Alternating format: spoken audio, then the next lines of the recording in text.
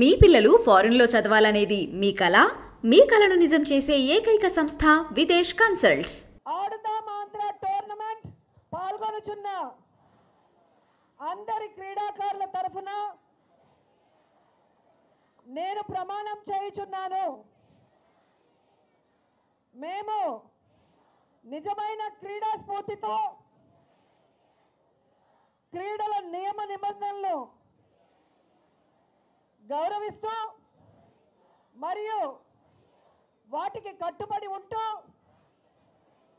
రాష్ట్ర స్థాయి ఆడుదాం ఆంధ్ర టోర్నమెంటులో పాల్గొంటామని ప్రమాణం చేస్తున్నాము.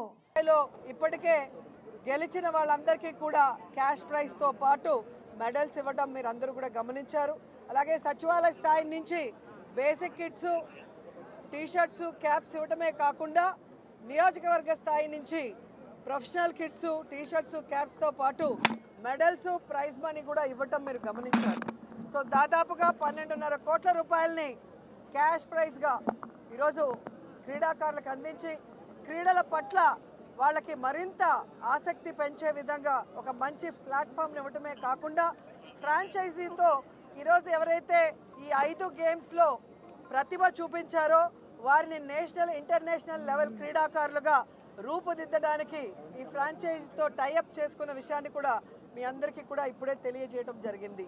సో ఆడుదాం ఆంధ్రాతో గేమ్స్ని కూడా యువతకు అందించారు. ఇంతవరకు యువతకి క్వాలిటీ ఎడ్యుకేషన్ ఇచ్చారు, అలాగే క్వాలిటీ మెడికల్ సపోర్ట్ ఇవ్వడం జరిగింది. అలాగే మీరు చూస్తే ఆ కుటుంబాలకి సంక్షేమ పథకాలతో వారున్న ప్రాంతాలకి అభివృద్ధిని కూడా ఇచ్చి జగనన్న ఏ విధంగా ఆశీర్వదించారో అవన్నీ ఒక ఎత్తైతే, ముఖ్యంగా క్రీడాకారులు రాష్ట్రం విడిపోయిన తర్వాత చాలా ఇబ్బందులు పడుతుంటే ఈరోజు వారికి కావాల్సిన మౌలిక వసతుల్ని కానీ, ఇండోర్ స్టేడియంస్ని కానీ అందించడమే కాకుండా వాళ్ళు వెళ్తున్న టోర్నమెంట్కి వాళ్ళకి క్యాంపులు కండక్ట్ చేసి వాళ్ళకి ట్రైనింగ్ కూడా ఫ్రీగా ఇవ్వడం జరుగుతుంది.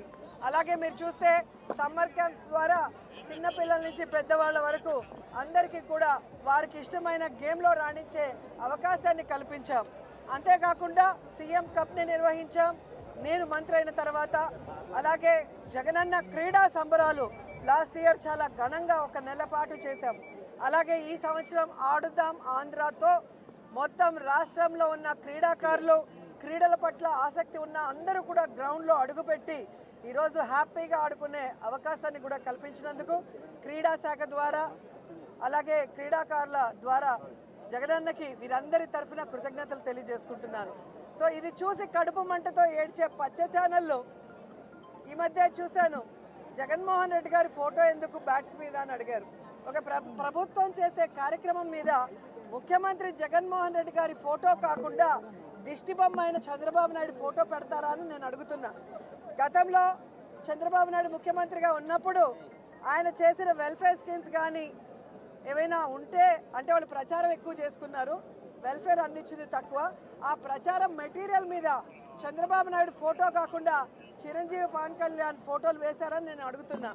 ఈరోజు తెలుగుదేశం పార్టీ వాళ్ళ కడుపు మంట తారాస్థాయికి చేరింది.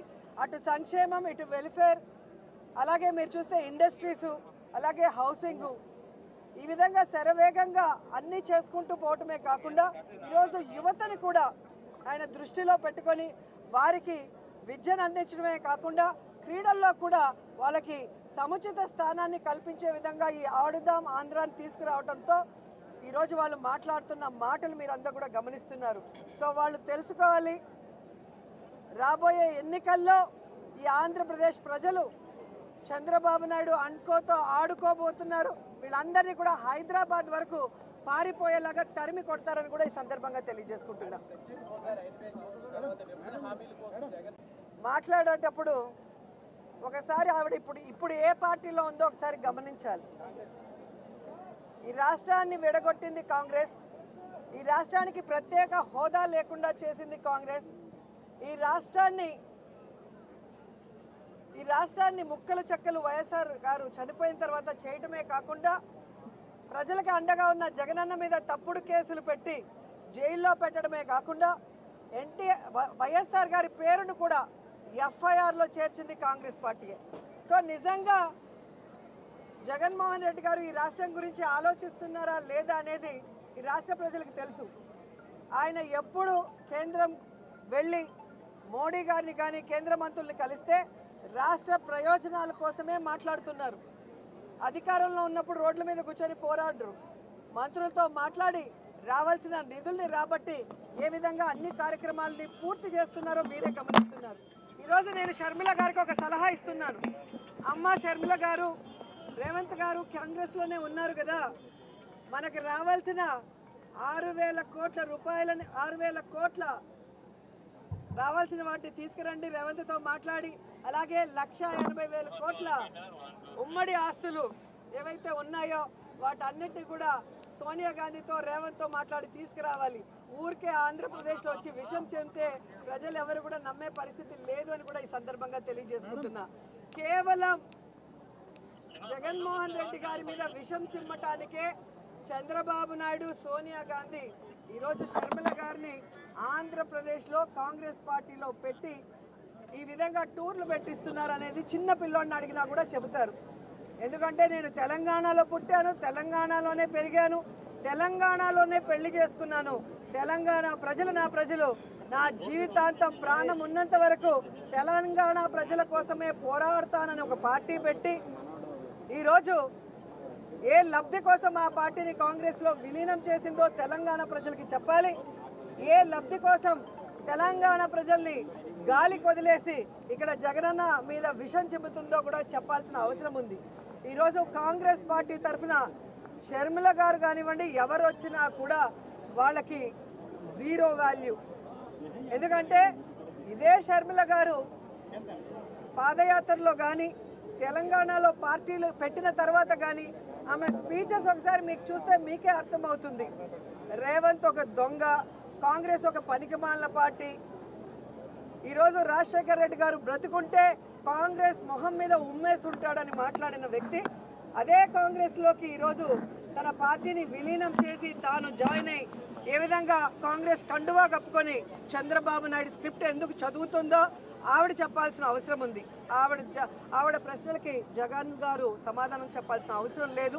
ఈ రాష్ట్రం కోసం, రాష్ట్ర ప్రజల కోసం, ఈ రాష్ట్రం విడిపోయి నష్టాల్లో, కష్టాల్లో, అప్పుల్లో చంద్రబాబు నాయుడు కాంగ్రెస్ ముంచేసినా ఈరోజు కుంటి సాకులు చెప్పకుండా సమర్థవంతంగా పరిపాలిస్తూ తానిచ్చిన ప్రతి వాగ్దానాన్ని నెరవేరుస్తూ సంక్షేమం, అభివృద్ధి రెండు కళ్ళగా పరిపాలిస్తున్న జగనన్నకి ఈ రాష్ట్ర ప్రజలు ఎప్పుడూ అండగా ఉంటారు. ఆయన మీద విషం చెమ్మడానికి వచ్చే non local politicians Chandrababu Naidu అయినా, పవన్ కళ్యాణ్ అయినా, లోకేష్ అయినా, షర్మిల అయినా వీళ్ళు 2024 తర్వాత ఈ రాష్ట్రంలో కనబడరు. హైదరాబాద్కి పార్సిల్ చేసేస్తారు ప్రజలను కూడా చెప్తున్నారు.